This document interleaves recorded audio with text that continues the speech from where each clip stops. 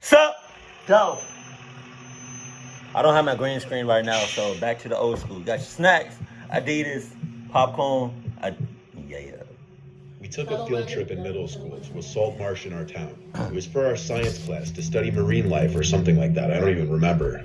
All I remember Wait, is I missed. Hold on, I'll go back.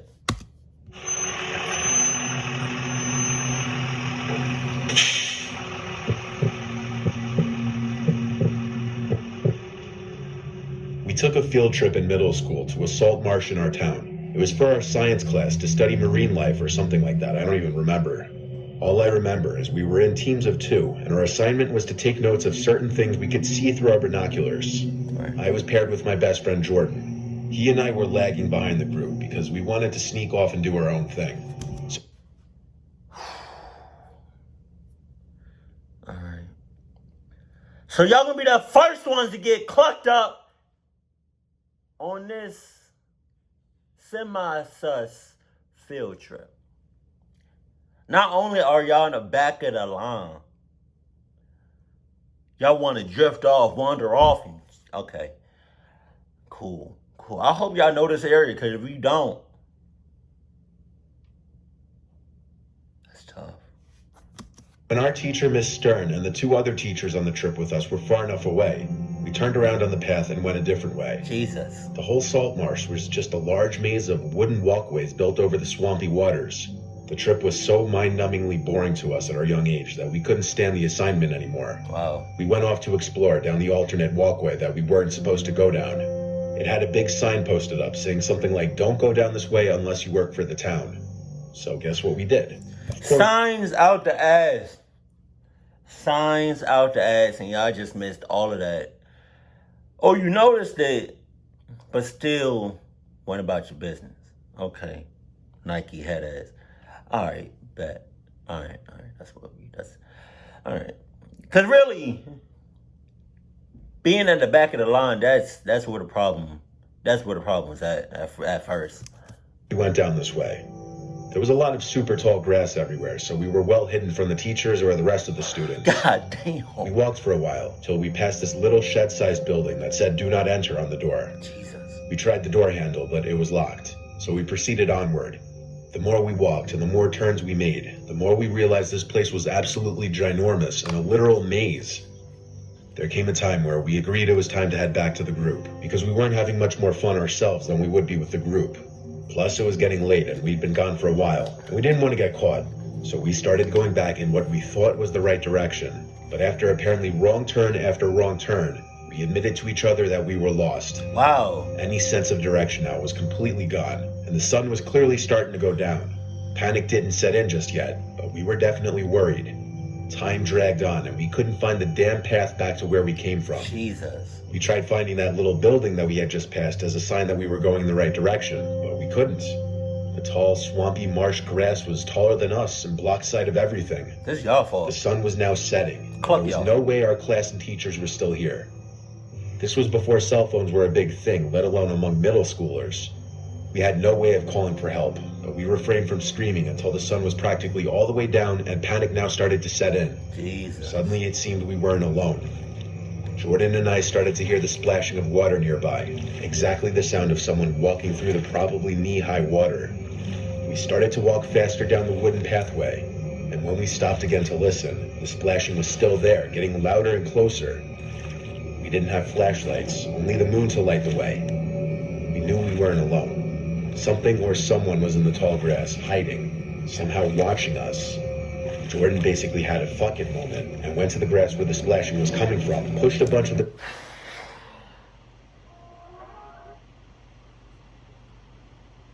I just want to say first and foremost, Jordan, you are 100% a clucky. You are ugly ass. You're a head ass. Dumb ass. You're an ass. From the bottom of my heart, I mean that. My condolences. Because I'm going to go ahead and add Jordan to the cluck names list. giant pieces to the side and then screamed like a little girl. I didn't see what he saw, and I didn't need to. I ran right behind him down the pathway until we both had to stop to catch our breaths. He saw a person hiding in the grass, though I already figured that before he even told me. We kept running and then stopping to catch our breaths until the sound of a helicopter overhead came closer. We saw it, flying over with a searchlight on. We started waving our hands in the air, and whether that helped or not, I don't know. But eventually the spotlight landed on us and stayed there. We expected the helicopter to lower and pick us up because we were idiot little kids, so when it just hovered there, we were confused. But what they were doing was showing where we were to the police search team that came looking for us, after our parents reported to the school that we never came home. We were eventually found by a bunch of police officers and led back to safety. We told them there was someone hiding in the marsh, stalking us, of course. Apparently Miss Stern either miscounted on the bus back to school, or she simply didn't do a head count at all, and the bus is left without us. Damn. Either way, she messed up big time. I'm surprised she wasn't fired. This was easily hands down the scariest night of my life, and it happened when I was so young, too. If I was a teacher, man, hey, I would have did a head count. Oh,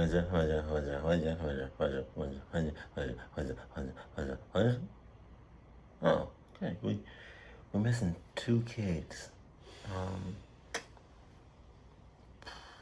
That's ooh. That's tough. Bus driver, come on.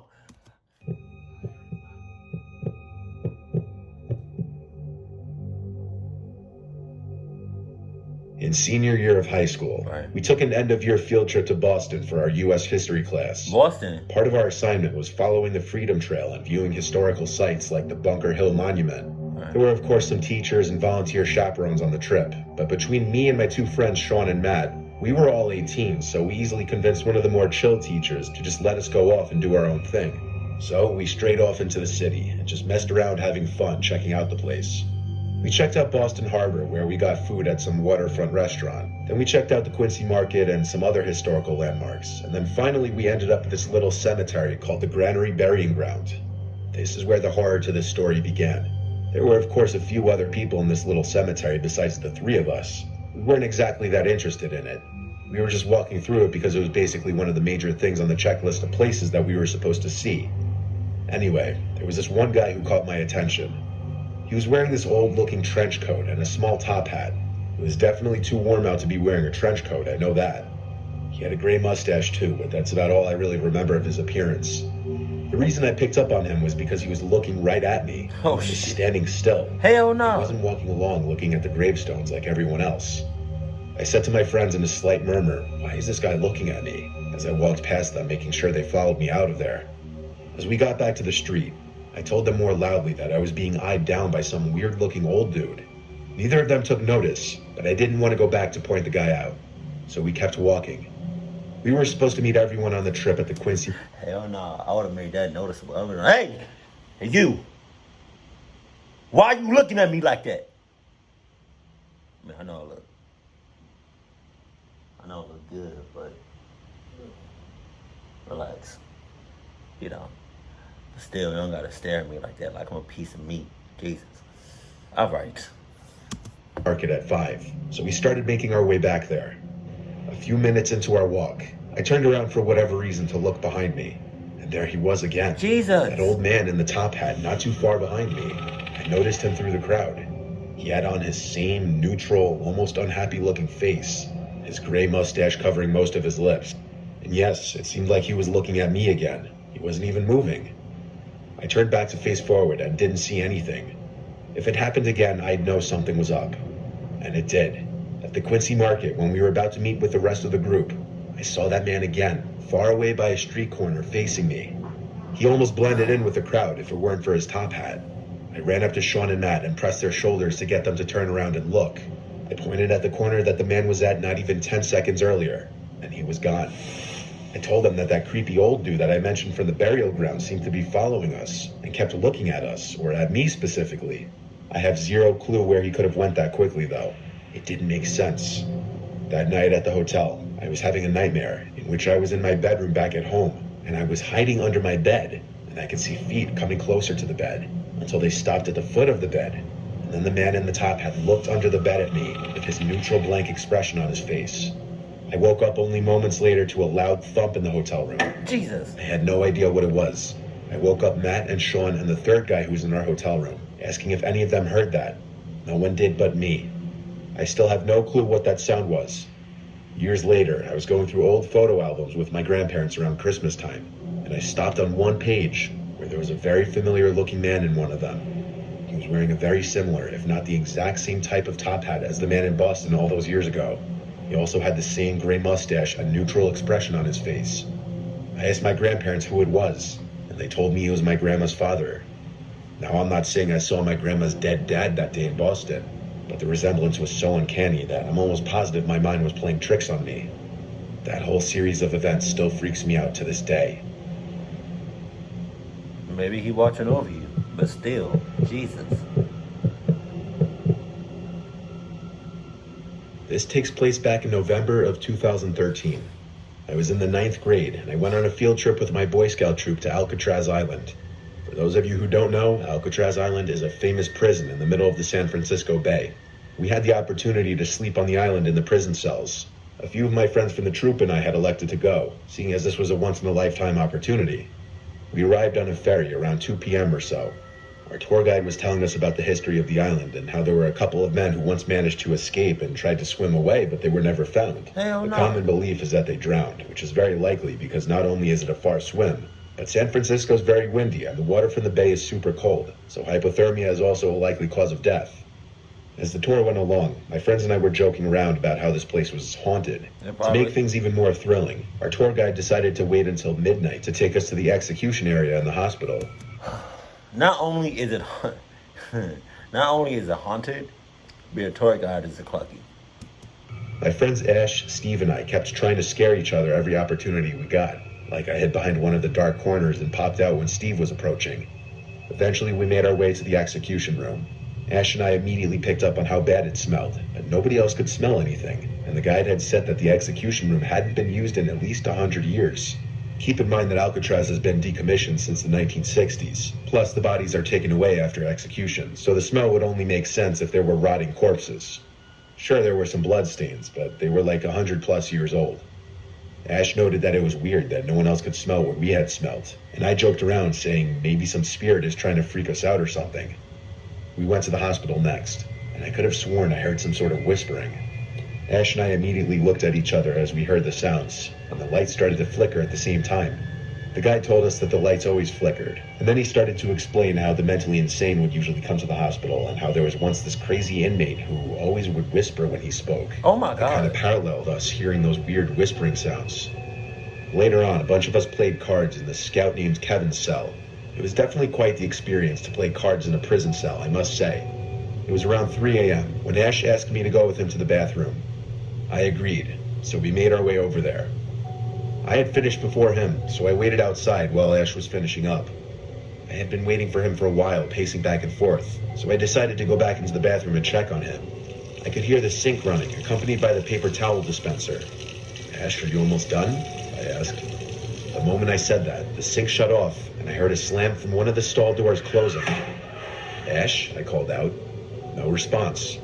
My heart froze when the most disturbing sounding cackle I had ever heard in my life came from the stall that had just previously shut. I turned around to make a run for the outside of the bathroom. I screamed for Ash, yelling this isn't funny, and he replied from the other side of the door, what are you talking about, dude? Oh, He opened the door, but I didn't stay inside of there. I went back outside and told him what just happened. His jaw dropped, and he had the most worried look in his eyes. Then he asked me, if you were in here this whole time, then what was that breathing I heard outside? We both realized that something was seriously off. We sprinted out of the bathroom as fast as we could and made it back to the cells where everyone was asleep. We decided not to wake everyone and to just get some sleep. About an hour after falling asleep, I was awoken to the sensation of someone tapping my back. I scanned the room and saw nothing, but I knew I was not alone. With the slightest bit of vision in the dark, I saw something black in the corner of the cell. I let out a blood-curdling scream. My scoutmaster came over and asked me what the problem was. I didn't even know what to say. Needless to say, Alcatraz has a long history, and what my friend and I had experienced was nothing short of paranormal. I'm saying. Oh, look. I've been on several field trips when I was in school. And as far as I can remember, I stayed with my group. Or if we split up, I was with that group. I was either with all the kids, or if we split up into like small groups, I was always with that group. I never. It was one time. I wasn't. It wasn't a field trip, but like I wasn't. I think it was with my like my family, and I split up for some reason. I don't know how I got. I don't know how I ended up by myself, but we went to Six Flags, and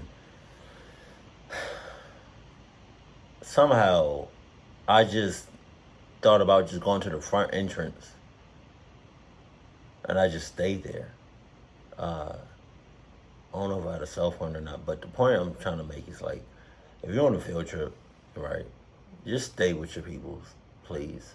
You got no reason to drift off by yourself, or if you with somebody else.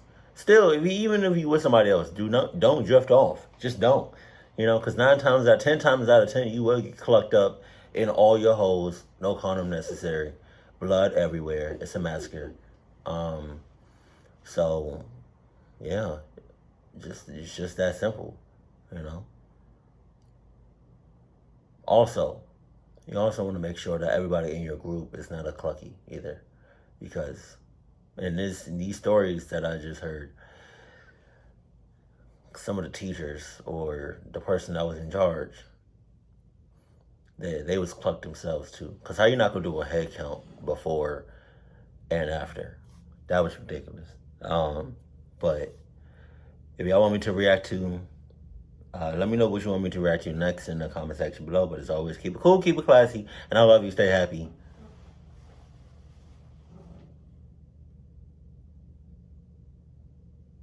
My family. What? Huh? Oh.